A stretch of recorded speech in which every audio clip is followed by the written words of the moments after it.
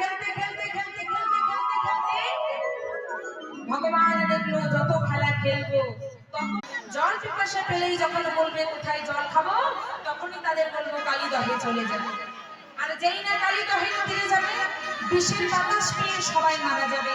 আর যখন মারা যাবে, আমি একটা অজুহাত পেয়ে যাব কালী ওনাকে দমন করো। সুন্দরভাবে কাউকে ভগবান দমন করতে পারে না, কিছুতে একটা হিংস থাকা যায়, তাই না?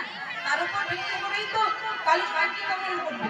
তাই বলছে সকালে যখনই যাবে তীরে, আর ওই ভেলুরাও যখন সমস্ত সুন্দর সুন্দর তৃণ ভোজন করে যখন কালীদহের তীরে যাবে জল খেতে, তখনই আমি ওই বিষের বাতাস পেয়ে তারা সবাই মারা পড়বে।